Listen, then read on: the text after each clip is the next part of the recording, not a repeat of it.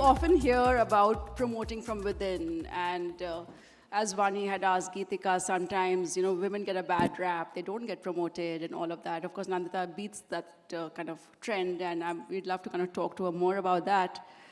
Um, but yeah, you're a Lucknow girl, small town girl, extremely bright. You kind of ticked all the boxes that parents like their kids to be proud of. Then you followed a very classical path. I mean, you were actually very close to Geetika, where you kind of did the same kind of We path. know each other for 17 years now. Yeah, right? So I kind of see some similarities there. And then you kind of had a little bit of an entrepreneurial stint where you kind of became a founder. And huge respect for that. Love to kind of know about that as well. And then Flipkart Myntra happened. And then you stayed there for a really long time. And today we have the CEO of Myntra sitting right next to us. Isn't that amazing? So kind of wrapping up on that, like how does a small town girl from Lucknow become Nandita Sinha that we know today? Thank you so much for the kind words. But I think, while I belong to Lucknow and I belong to a small town, I think ambition and achievement in my family was always celebrated. So I think that's what really was always the goalpost, and you would always hear about a lot of people in the family really pushing, like really going and being at the pinnacle of what they were doing at that point in time. My own mother, my aunt was a doctor in the 1950s. So I think there was this ambition and there was this achievement which was very, very celebrated. So I think what I would say from the perspective of celebration of ambition and achievement, I think was very, very high. Actually, parts of, what holds you back started to play when I think I became a mother. And people around me started questioning, oh, but how can you be ambitious if you also want to be a good mother? And I think that was what I had to overcome.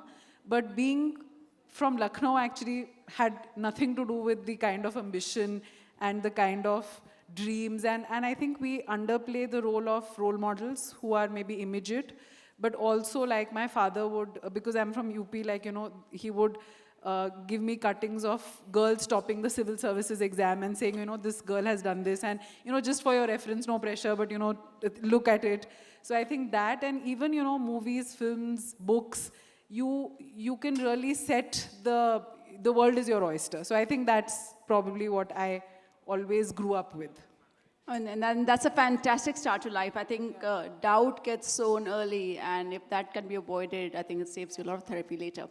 So moving on from that, talk a little bit to us about how you decided to kind of chart your path, chart your journey. We have so many kind of amazing women in the audience. We have so many amazing young women in the audience. And a lot of us are trying to just decipher our way through life, through our corporate careers, through life generally. What are your guiding principles? How do you go about it? And what's really helped you? I think, if I just sit back and think about all the decisions that I've made in my career, I think a lot of them have actually been decisions that were not my first choice decisions. So they were always things I did because I couldn't get what I wanted to do. So when I joined Unilever from campus, I had that's how Geetika and I know each other. I had the dream job, of marketing. I always wanted to do that. And then my husband was in Bangalore, and I followed him to Bangalore, and I left my job after 4 years at Unilever, and I joined Britannia. And at that point, I felt, all my life is over. Whatever I've studied for is for naught, and I'm now going to be in a place where I may or may not like it as much. But what I realized is that actually, while Unilever was great, and I learned a lot, and it was this global powerhouse of marketing, but Britannia was like a little startup as compared to Unilever, because you had to you learn by doing. And you did the job of 5 people. You were running around making things happen. There was this hustle, which I thought I would have never got to learn if I were in Unilever. And then when you're in Bangalore, you start up, because that's like a tick mark you have to do, at least at that point in time. And I think both me and my husband started up together. And, for me, again, we raised some capital, but not enough to kind of sustain what we wanted to do. And because the two of us were doing it together, we had one EMI left in the bank. 1-year-old child, we decided that, maybe it helped us objectively assess what we were doing. And we realized maybe this is not the idea to put our life behind. And what I learned from that, however, was that I want to be in consumer internet. And that's what Flipkart happened. So I feel I have always, and within Flipkart also, there have been so many disappointments as well as, things which have been working for you. But all through the disappointments, like if, of course, now you're older and hopefully wiser and hindsight is 2020, but now you think that moment was trying to teach you something. You got something out of the disappointment more than what you have gotten out of the success. So I think you have to make your decisions work rather than only get the choicest pick of the decisions that you take. So I think maybe that's also about it, yeah. That's true, isn't it? Because, I mean, very rarely does your first choice automatically be offered to you. So you do really have to make it work. I was thinking about, what I'd ask you today. And the one question I personally had was, it must have been such a kind of a exciting place to be in Flipkart Myntra at that time. There were so many big moves happening. You kind of had the star founders, kind of the names that we all kind of know so well. You had the big kind of money coming in. I mean, literally, you guys were literally kind of on the cover of newspapers, I mean, permanently, actually. What was it like being there, firstly? And then, you managed to make your way to kind of the role that you have today. How did you manage that? So I think the first part is when you're in the middle of all of that magical madness, I don't think you realize it at that point. You're just so busy doing it and being a part of it. And again, what you have to achieve is bigger than what probably your resources are always. So I think that was the feeling at that point. But I think one thing which stayed with us, and I know a lot of people, and a lot of us actually have lasted the many years in Flipkart. But if I look at the set of us who started off at that time, there were two things which were very common about us, and we often joke about it, is that we were misfits in our earlier jobs in some way or the other. So there was a little bit of this rebellious instinct of saying, we don't want to wait to make a very meaningful decision for the next 5 years, just toe the line and then get there. I think there was this feeling of rebellion which was there to say that, I can do better than this. I'm not a cog in the wheel. And if you look at the people who joined Flipkart at that point of time, a lot of us were like that. So I think that was one commonality.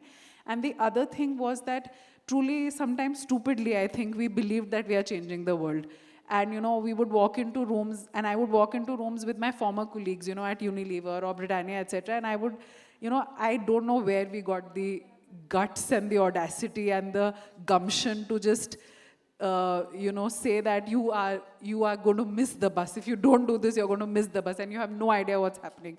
So I think these two things were really, if I were to just sit back and then making things happen, I think what made me last so long in that ecosystem was the fact that while it had the resources of a big company, a brand name which was really loved by so many people, but it was an entrepreneurial setup. So if it had to be up to me. That was what we were always about. So these were the three things which I love about Flipkart even today. And what I think, truly I would say that the journey of discovering yourself, playing to your strengths, and we've spoken so much about leadership in this room and women. Like, I think the narrative in your head, the voices in your head, I think those are the most important things to build around, because this is like well researched that girls are taught to be perfect and boys are taught to be brave. And often this whole thing about you are always going to be dealing with abject disappointment because you're not perfect, no one is perfect, no outcome is perfect, no action is perfect. So I think just living with this duality that I don't have to be perfect, I don't have to dwell upon the imperfection, and yet I have to reflect and I have to improve and I have to do better, and how do I be a better leader? I think just living with that duality, learning from the moments of failure, I feel that is the most important thing, because often, especially when you're an entrepreneur, the good and the bad part is you are there. But when you're in a corporate job, it's very easy to say, I don't want to do this anymore. But I think sometimes you just have to do it when it's feeling the hardest. So, yeah.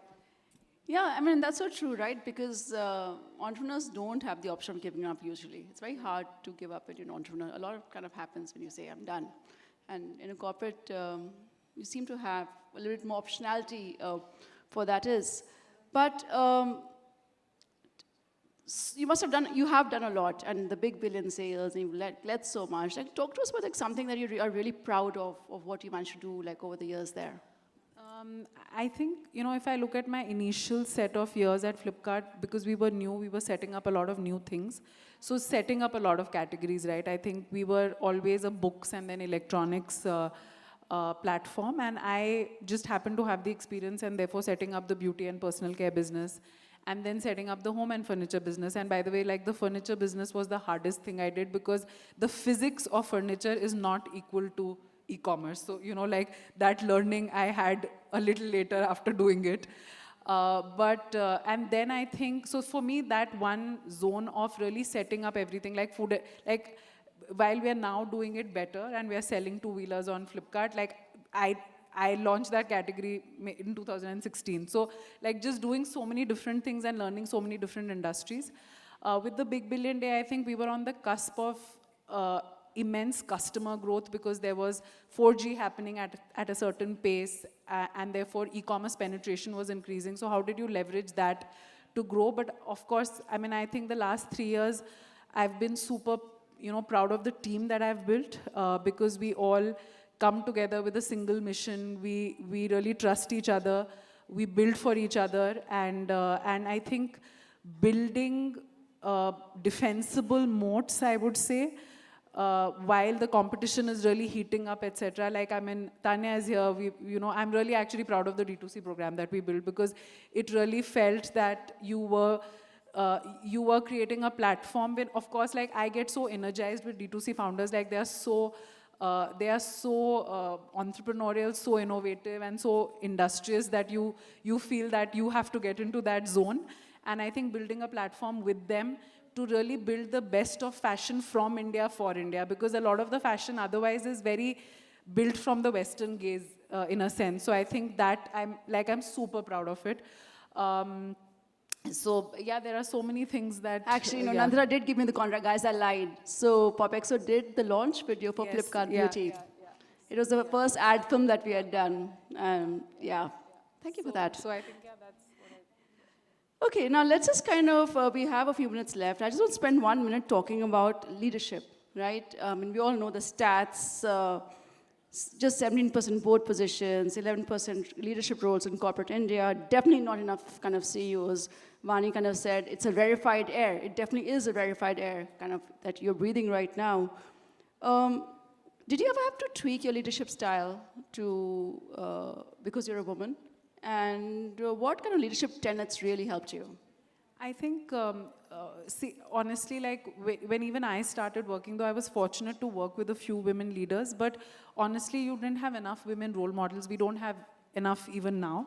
And the problem with not having enough women role models is that you see one person, and then that person has the burden to be an example to everybody, which is not possible because I'm a different person and Tanya is a different person, you're a different person, and therefore I need different examples. So I think it was very difficult for me to figure out who am I as a leader.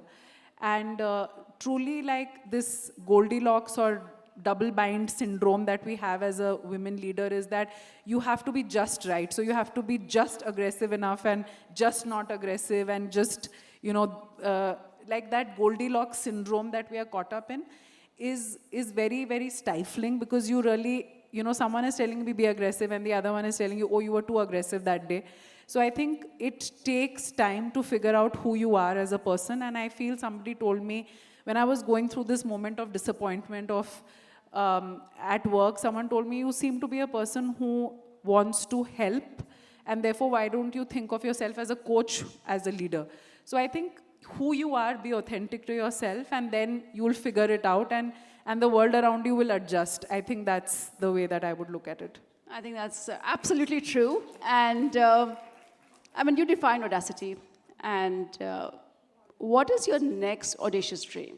Actually, two things. What is your next audacious dream, and what is the audacious dream you have for the ecosystem in general? What is my next audacious dream? I'm actually not a very audacious dreamer. I'm a audacious doer. So I always end up doing the stupid thing. Like everybody tells me, don't do this. And I'm like, no, it doesn't seem that tough. Maybe I don't know enough about it. So I'm like, yeah, like from whatever I know, it doesn't seem that tough. So let me do it. So I think I'm an audacious doer. I don't have, like, I don't plan too well. So I'm like, we'll see what happens. But whatever, I will always do the hard thing. That's my thing. Like, I'll always do the hard thing. So I think that's the thing. Sorry, the second. Your audacious wish, dream, hope for the ecosystem. I think, especially because now I'm in fashion, and very strangely so, I've become very passionate about fashion. So what I've realized as an ecosystem, we are at a very, we have a unique moment that you have a great consumer ecosystem. Like we have like 1.4 billion people in the country, and you have a very, very strong manufacturing ecosystem, which is why like our D2C ecosystem is so much more vibrant than in some of the other countries. And I think, how do we make for India? How do we make from India? Like I'm like, by the way, like the first time I heard of Suta, I was not in Myntra at that time, and a friend of mine who lives in the US, she was wearing a sari on Instagram, and I asked her, where did you buy it from? Oh, she said, you know, there's this brand Suta, and I think she had gotten it shipped from here there, and that's how I learned about it. So I think making from India for the world, making, like there is this confluence which doesn't happen, that there is consumption and there is manufacturing.